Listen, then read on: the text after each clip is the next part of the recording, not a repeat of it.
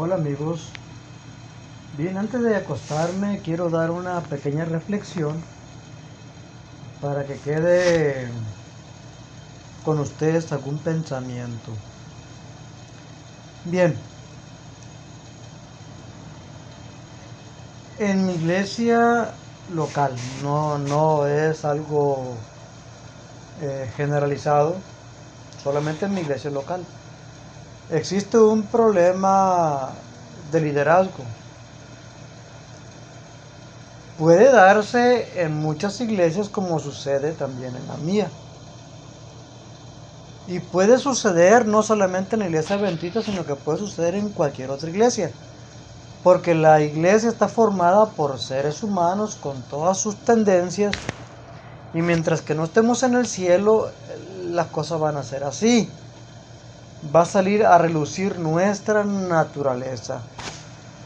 El problema del liderazgo al cual me refiero es que hay temor de que alguna persona que influya en la iglesia y haga que los haga que los incline hacia él mismo, hacia las ideas, doctrinas, creencias, filosofías, en fin, que ese hermano tiene,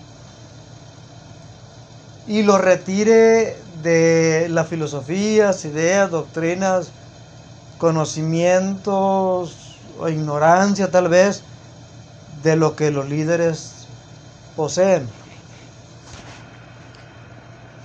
Su servidor se distingue, la iglesia distingue a su servidor por dos cosas. Bueno, sí, por dos cosas. Una, que tengo un carácter un poco duro, soy muy directo, hablo fuerte, trato de hablar lo más claro posible, pero también tengo otra fama, y es de que conozco las Sagradas Escrituras, que conozco el Espíritu de Profecía, y en ambas cosas hay algo de razón o tienen la razón. Primero, porque soy fuerte de carácter, a veces ofendo a las personas, y puedo decir que doy mal testimonio, y máximo ahora que no soy miembro de iglesia. Bueno, o sea, doy mal testimonio, en fin. Y se dice de mí que por mi carácter doy mal testimonio. Claro, el que dice eso es para dar a entender que ellos poseen los frutos del Espíritu y dan buen testimonio y todo eso. Y de lo otro, en cuanto a que conozco las Sagradas Escrituras, que tengo mucho conocimiento de la Biblia y del Espíritu de Profecía, realmente yo pecaría si yo dijera que eso es falso. Porque me ha costado a mí estudiar la Biblia, me ha costado estudiar el Espíritu de Profecía, me ha costado conocer y todo eso. Me ha costado investigación, estudio, y si yo dijera que no conozco nada, le estaría mintiendo. Aunque en realidad, en este mundo, nadie sabe todo. Es decir, puedo yo en mi iglesia ser reconocido por ese detalle, pero no quiere decir que yo sea la persona que conozca más de Biblia ni que conozca más del Espíritu de Profecía. Yo conozco personas que la conocen mucho más que yo y me quito el sombrero ante ellos. Reconozco el conocimiento que tienen, el grande conocimiento que tienen, y que a mí, a pesar de todo lo que yo he investigado, nunca he llegado a tener. ¿Por qué? Porque soy un ser humano. Yo puedo tener una cualidad de la cual yo me puedo jactar, pero siempre habrá otra persona que sobresalga más arriba que yo en aquello, en eso. Y habrá otra persona que sobresalga más todavía que aquella otra persona. Y así, ¿por qué? Porque no somos iguales, no tenemos el mismo nivel de conocimiento. Hay personas que conocen poco, unas que conocen más, otras que conocen mucho más, en fin. Y por si fuera poco, como nos contaba el profe Alvarado acerca de él decía que en una ocasión el presidente de la República fue a un lugar y un albañil le decía al presidente, usted en concreto no sabe nada. Y ni modo que se enojara el presidente porque era una gran realidad. No se podía enojar porque era cierto. Él, en asuntos de concreto, en asuntos de albañilería, el presidente no conocía nada. Es un licenciado, conoce de leyes, conoce todo eso. Pero en asuntos de preparar mezclas para concreto, pues no conocía nada. Pero puede entenderse de otra forma que podía creerse que en concreto o resumiendo el presidente no sabía nada. Pues si el presidente lo tomaba mal por ese lado, podía haberse enojado. Pero si era inteligente y lo tomaba por el lado amable, por el otro lado, de que él no era albañil, no conocía asuntos de mezcla de concreto, pues no tenía razón para que enojarse. Así es, yo puedo aseverar que conozco mucho de una cosa, pero soy ignorante de otra. O sea, no porque yo conozca algo del espíritu de profecía, ya soy más que otro. No, otra persona me supera a mí en otras cosas mucho más, porque cada quien tiene su propio don. Y la iglesia, es lo bueno de la iglesia, es lo maravilloso de la iglesia, que cada uno tiene su don y cada uno desarrolla su don, pero todos nos complementamos unos con otros como cuerpo de Cristo que forma la iglesia. Bueno, todos se complementan porque ahora yo no soy miembro de iglesia. Bien, miren, yo conozco iglesias. En mis 58 años de edad, yo he recorrido muchas iglesias. Yo fui parte de la iglesia de Juan José Ríos, aquí en Sinaloa, al norte de Sinaloa. Y no lo van a creer. Cuando yo asistí como un año que estuvimos asistiendo a esa iglesia como familia, me tocó tener como pastor allí y como orador allí, como predicador, nada menos que todo un literato. En aquel tiempo no había escrito tantos libros como hoy, pero allí me tocó ver predicar continuamente al pastor Félix Cortés Antonio. Quienes conocen a ese pastor saben que es un gran literato, un gran escritor, autoridad en cuanto a profecía se refiere, autoridad en muchos temas que como adventistas se manejan en la iglesia.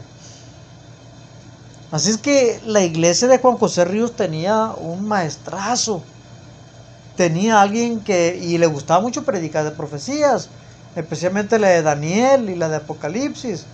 Le fascinaban esos temas. Así que la iglesia de Juan José Ríos tenía, como Pablo tenía a Gamaliel, un maestrazo.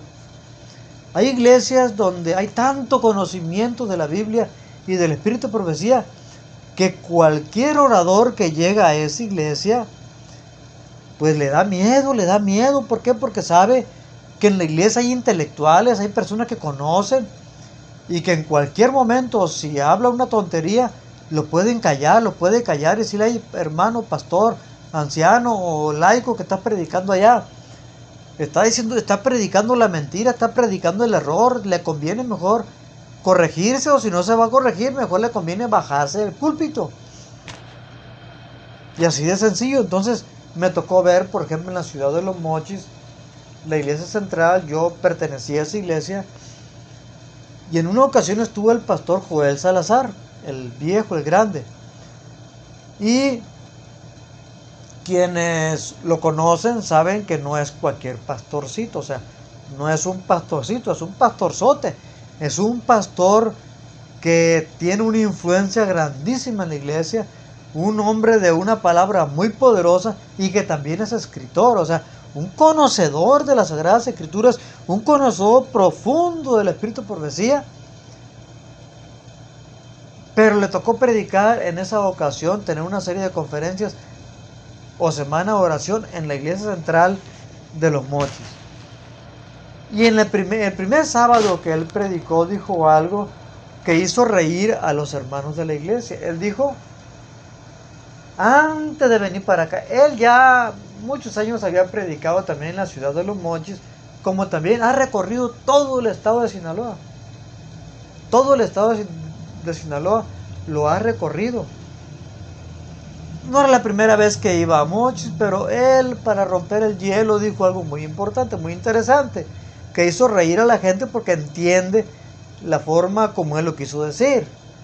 Él dijo, me dijeron en la asociación que al venir a predicar esta iglesia tuviera mucho cuidado lo que yo iba a predicar o lo que yo iba a decir, porque aquí está el doctor Josué Jin, que cuando predica hace temblar a la iglesia. Pues no, la realidad, yo conozco al pastor Jin, al doctor Jin, y tiene toda la razón el pastor, porque no es un orador cualquiera. Es una persona muy instruida, muy capacitada, conoce mucho de la Biblia, conoce mucho de Espíritu de Profecía, es un doctor en las Sagradas Escrituras y no se puede negar la gran capacidad que este hombre tiene. Y si alguien predica en esa iglesia, debe de entender que en esa iglesia no solo está el doctor Jin, sino que también hay otros grandes predicadores que fácilmente pudieran corregirlo o enseñarle al que viene a predicar. Así que cuando va a predicar a alguien en esa iglesia central de Los Mochis, debe ir bien preparado, sabiendo lo que va a decir, porque sabe que tiene un auditorio muy culto. Pero hay iglesias donde, benditos sean, no tienen gente culta en la iglesia, que conozca las Sagradas Escrituras muy a fondo, que conozca el Espíritu de Profecía muy a fondo, como para acallar a cualquier mentiroso que se pone enfrente al púlpito. Y los hermanos, como no conocen mucho de Biblia, ni mucho de Espíritu de Profecía, a todos dicen que sí, y a todos dicen que sí, y para todos dicen amén, cuando deben de tener mucho cuidado con esas cosas. Pero como no hay nadie que diga nada, pues creen todo lo que les dicen. Y a veces es fácil decir, en las luchas por el liderazgo, es fácil querer quemar a alguien que es poderoso en palabra. Es fácil quemar a alguien que tiene fuerte carácter, que conoce mucho las Sagradas Escrituras, que conoce mucho el Espíritu de Profecía y que es poderoso en palabra. Es fácil derribarlo diciendo, hermanos, si tal persona no da buen testimonio, pónganse listos para que no crean en cualquier cosa que esa persona dice. Y yo les digo, como introducción a esto, ¿será que el testimonio de la persona es lo que determina si la persona tiene la verdad o tiene la razón cuando esta persona predica? Dice Isaías 8:20, un versículo muy conocido desde que yo era niño, desde que era un chamaquito, un bebito, lo empecé a aprender. A la ley y al testimonio. Si no dijeran conforme esto es porque no les ha amanecido. Es decir, yo puedo querer subajar lo que un predicador dice, diciendo que tal persona no da buen testimonio y que por lo tanto no lo sigamos, no le creamos lo que dice, porque el testimonio que esa persona tiene, el testimonio que esa persona dice, el testimonio que esa persona da a la iglesia y al mundo, no es el mejor testimonio, ni es un testimonio envidiable, y que por lo tanto lo que va a pasar es que lo va a desviar de la verdad. Pero Isaías 8:20 no solamente enfatiza el testimonio, sino también la ley. Y la ley viene siendo la palabra de Dios. Es decir, cuando una persona predica, para poder considerar, para hacer lo que la persona predica, para tomar en cuenta lo que la persona predica, deben de tomarse en cuenta dos cosas: la palabra de Dios y el testimonio. Es decir, que la persona hable conforme a la verdad escrita, además del testimonio. Puede ser que yo les dé mal testimonio, no lo niego, y por esa causa pueden decidir no seguirme a mí porque doy mal testimonio, ok, pero eso justificará que el pastor de mi iglesia predique una mentira a la iglesia, por ejemplo, o que un anciano de mi iglesia predique una falsedad a la iglesia y que engatuse la iglesia o haga creer a la iglesia que aquello que predica es verdadero por el solo hecho que él da buen testimonio. Tengamos mucho cuidado en cuanto a eso. Le voy a decir por qué. Pablo era una persona, Pablo tenía muchos problemas en la iglesia. La autoridad de Pablo estaba en juego porque en los tiempos de Pablo había una serie de apóstoles a los que podemos considerarlos hoy como superapóstoles. Eran predicadores itinerantes que recorrían todas las iglesias, y desde luego las ofrendas que se daban en la iglesia se le daban a estos predicadores, y ellos sostenían su ministerio con lo que las ofrendas que le daban de aquellas iglesias. Y saben lo que llegaron a hacer esos predicadores, aparte de llegar a ser una carga para la iglesia, porque la iglesia los estaba manteniendo. Ellos vieron a la iglesia como un negocio. En cambio, el apóstol Pablo no hacía eso. El apóstol Pablo era fabricante de carpas, fabricante de tiendas, y él se sostenía. Era un obrero de sostén propio. Y como era un obrero de sostén propio y él no le pedía colaboración a la iglesia, no se llevaba las ofrendas de la iglesia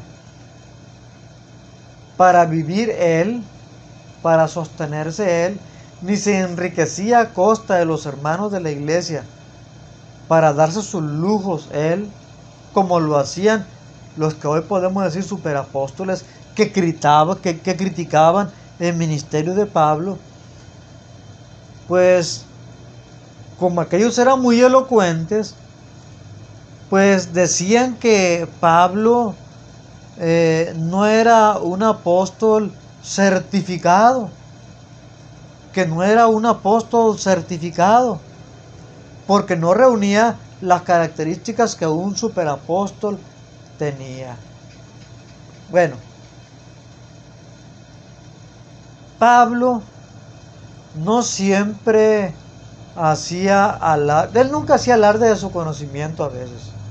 Mayormente, nunca hacía alarde de su conocimiento. Él hablaba con toda sencillez, no hablaba con tanta ¿cómo se dice? Con tanta parafernalia como lo hacían los superapóstoles. No hablaba con toda la elocuencia con que hablaban los superapóstoles, sino que era más sencillo para hablar que los superapóstoles. Los superapóstoles usaban palabras muy rebuscadas, muy rimbombantes, apantallaban con su elocuencia. Incluso algunos dividían la iglesia por la capacidad de predicar que tenía aquel orador.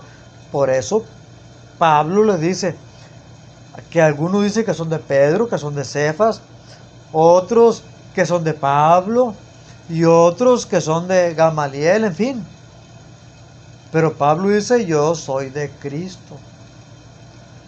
Porque querían ver poderosos predicando para poderles creer. Y hablaban tan bonito de la palabra de Dios, o sea, presentaban la palabra de Dios de una forma tan especial. Aparentemente la palabra de Dios la presentaban tan especial que convencían a la iglesia y la gente lo seguía. Y muchos querían ser seguidores de Pablo, otros querían ser seguidores de Cefas, otros querían ser seguidores de otro predicador, porque estaban acostumbrados a ello por la costumbre que los superapóstoles habían inculcado en la iglesia en esos días. Pablo entonces cuando predicaba se encontraba luchando contra toda esa serie de ideas, y él con toda la sencillez con la que él predicaba. Pero es que Pablo tenía una cualidad muy bella. En 1 Corintios capítulo 9, dice del versículo 19 en adelante: por lo cual, siendo libre de todos, me he hecho siervo de todos por ganar a más. Él no hablaba como un superapóstol, él hablaba como un siervo más, como un siervo de Dios, no como un fariseo. Y decía, heme hecho a los judíos como judío, por ganar a los judíos. Es decir, le hablaba a los judíos en el mismo contexto, de la misma forma que hablaban los judíos, para hacerse amigos de los judíos y ganarse a los judíos, aunque desafortunadamente se los echó encima finalmente. Pero dice él, heme hecho a los judíos como judíos para ganar a los judíos y a los que están sujetos a la ley, aunque yo no sea sujeto a la ley. Es decir, se comportaba como si estuviera sujeto a la ley de los judíos, se comportaba como judíos, incluso seguía las tradiciones de los judíos, como aquella vez que se cortó el pelo y todo eso, para poder ser amigos de ellos y ganárselos. Se comportaba como judíos para hacer amistad con ellos y ganárselos para Cristo también, porque los judíos negaban a Cristo. Es decir, se acoplaba a cada uno según el nivel cultural que estos tenían. Pero cuando a Pablo lo veían que se acoplaba a los niveles bajos de cultura, lo menospreciaban. Pero es que Pablo, si se expresaba como con toda la cultura que su maestro Gamaliel le había inculcado a él, simple y sencillamente no le iban a entender. Por lo tanto, tenía que expresarse en el lenguaje que ellos le pudieran comprender. Tenía que ser como judío para que lo entendieran los judíos. Y dice, como sujeto a la ley, por ganar a los que están sujetos a la ley. A los que son sin ley, como si yo fuera sin ley. Es decir, a los que entendían lo que era estar bajo la gracia, les hablaba con esa libertad, como si él haciéndole ver que él también estaba bajo la gracia. A los que son sin ley, como si yo fuera sin ley, no estando yo sin ley de Dios, mas en la ley de Cristo, por ganar a los que estaban sin ley. Aquí el énfasis es que a los que guardaban la circuncisión, si era necesario circuncidarse, pues se circuncidaba. Si era necesario pelarse, raparse, se rapaba. Hacía cosas que los judíos hacían para ganarse a los judíos. Ahora, cuando se encontraba con personas que hablaban sobre la gracia, como que somos salvos por la gracia, pues también hablaba en ese contexto para que también le pudiesen entender, para ganar a los que estaban sin ley.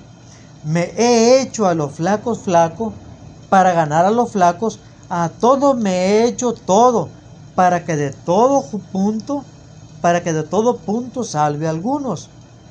Y esto hago por causa del Evangelio, por hacerme juntamente participante de él. No sabéis, bueno, él se hacía flaco a los flacos, se acoplaba al nivel cultural de cada quien para hablarles al nivel cultural de cada quien.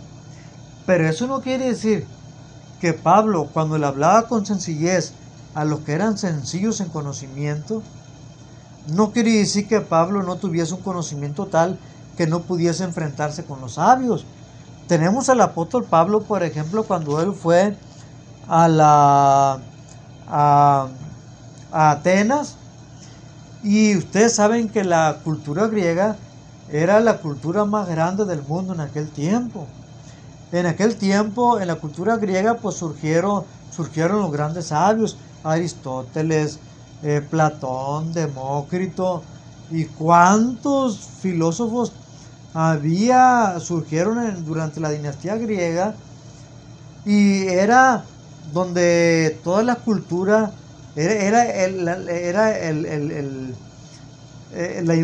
los griegos ejercían una influencia cultural en todo el mundo, eran los que tenían mayor conocimiento, en fin, era donde estaban los más grandes sabios de todo el mundo. Ahora Pablo visitó la ciudad de Atenas, y cómo iba a congeniar Pablo con aquellos grandes sabios de Atenas si él no tuviese la cultura también que tenían los grandes sabios de Atenas. Se llegó el momento ya no de hablar como flaco a los flacos, sino que hablar como un grande, como un poderoso para los grandes y poderosos, hablar como un sabio para los sabios. Es decir, ya no les iba a hablar como un ignorante, les iba a hablar como a los sabios, que eran aquellos. Dice el capítulo 17 de Hechos, versículo 16 en adelante, dice: y esperándolo Pablo en Atenas, su espíritu se deshacía en él, viendo la ciudad dada a idolatría. Así que disputaba en la sinagoga con los judíos y religiosos, y en la plaza cada día con los que ocurrían. Es decir, en la iglesia le hablaba a los judíos, pero en la plaza a los griegos. Y algunos filósofos, no era cualquier persona que se le acercaba, y algunos filósofos, o sea, los sabios de aquel tiempo, y algunos filósofos de los epicureos y de los estoicos debatían con él, y unos decían: ¿qué quiere decir este palabrero? Y otros: parece que es predicador de nuevos dioses, porque les predicaba a Jesús y la resurrección. Y tomándole le trajeron al Areópago diciendo: ¿podremos saber qué sea esta nueva doctrina que dices? Es decir, los sabios de Grecia no le entendían. Pablo les hablaba a un nivel, al mismo nivel que ellos, pero como ellos no conocían quién era Jesús, ni conocían la doctrina de Jesús, no le entendían. Porque pones en nuestros oídos unas nuevas cosas que ellos no sabían. Queremos pues saber qué quiere decir esto. Pero claro, les hablaba al nivel de ellos. Entonces todos los atenienses y los huéspedes extranjeros en ninguna otra cosa entendían, sino en decir o en oír alguna cosa nueva. Fíjense, cautivar la atención de grandes filósofos, de grandes sabios, como para que dijeran: este hombre trae cosas nuevas que enseñarnos. Caray, no era cualquier cosa. Pablo hablaba con la autoridad, hablaba con pleno conocimiento. Estando pues Pablo, versículo 22, estando pues Pablo en medio del Areópago, dijo: varones atenienses, en todo os veo como más religiosos. Les había llegado al corazón de ellos. Es decir, ustedes son muy religiosos, son sinceros, tanto así que viven lo que predican. Es decir, ustedes viven lo que creen. Y es un elogio para los griegos. Porque pasando y mirando vuestros santuarios, hallé también un altar en el cual estaba esta inscripción: a Dios no conocido, aquel pues que vosotros honráis sin conocerle, a este os anuncio yo. Es decir, ustedes anuncian a un Dios, hablan de un Dios, saben que yo conozco mucho de ese Dios. Ustedes, ese Dios al Dios no conocido, a ese Dios que ustedes dicen que no conocen, saben ustedes que yo lo conozco. Ustedes tienen muchos dioses y ustedes también respetan a ese Dios aunque no lo conocen. Bueno, a ese otro Dios que no conocen, Yo les puedo hablar de Él para que lo conozcan. Ustedes conocen mucho de todo. Les conviene conocer de este Dios también. ¿Qué les parece? Y a ellos les interesó.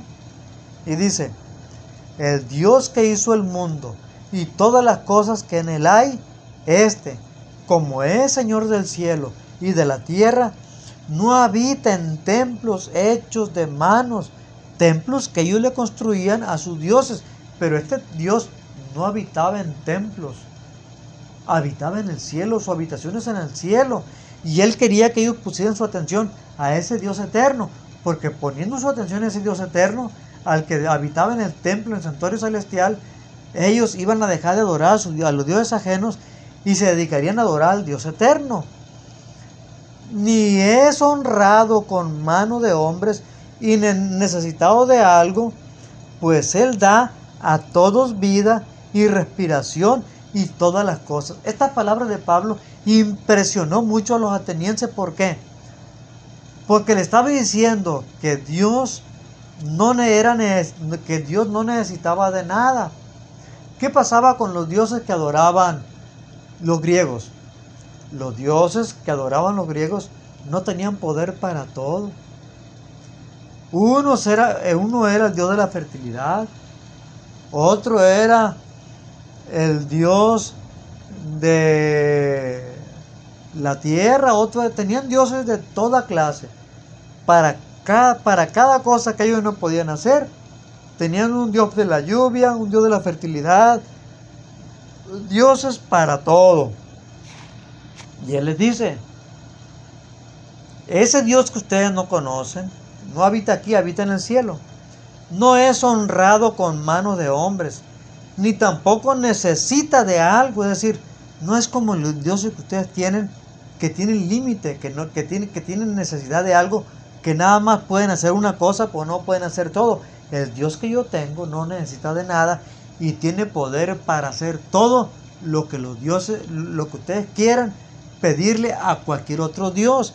Es supremo a cualquier Dios que ustedes tengan, le daba a entender. Y dice, ni es honrado con mano de hombres, necesitado de algo, pues Él da a todos vida y respiración y todas las cosas. Esa parte y todas las cosas, caray. Yo le pido a mi Dios, al Dios de la lluvia, que llueva, pero no le puedo decir que haga que la tierra sea fértil, porque es otro Dios al cual le tengo que pedir. Pero aquí dice que este Dios me puede dar todas las cosas. Caray, conviene que yo adore a ese Dios también. Yo soy politeísta, tengo muchos dioses, me conviene tener entre mis dioses en el panteón, me conviene tener también al Dios del cual está predicando Pablo, y me interesa. Y Pablo les estaba hablando al nivel cultural que ellos tenían, un nivel muy alto.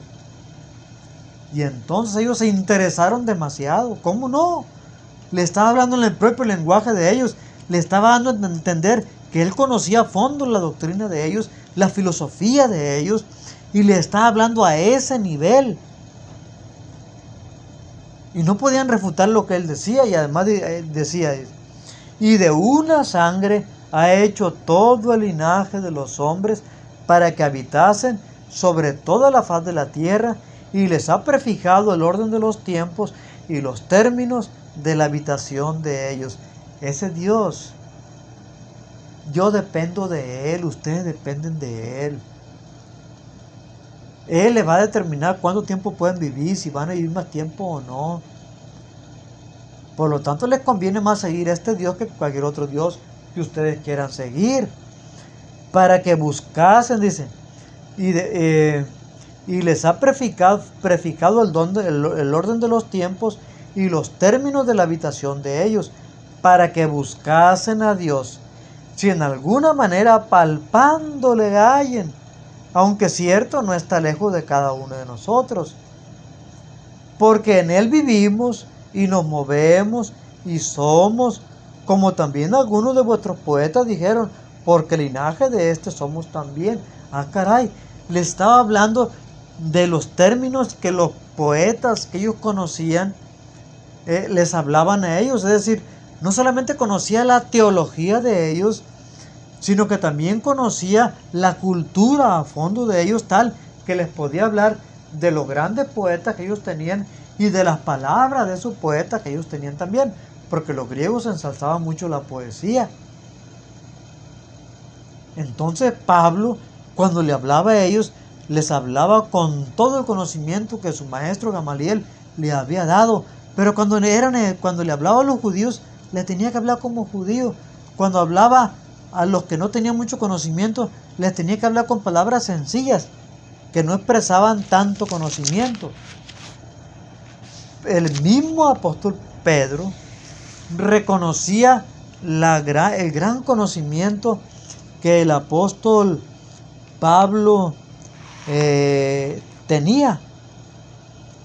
Así es que Pedro decía, después aquí lo tengo en la cita, es el capítulo, me parece que es el capítulo 3, déjenme encontrar la cita, dice,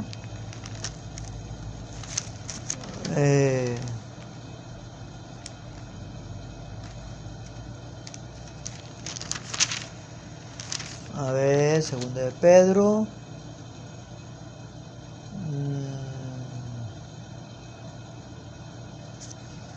capítulo 2 voy a buscar, déjenme localizar la cita que por aquí la puse.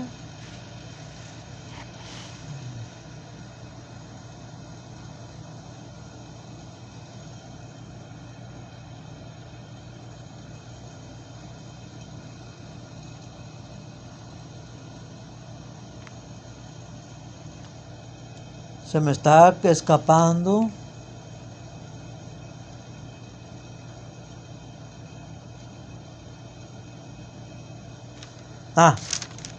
Segunda de Pedro, capítulo 3, versículo 16 en adelante.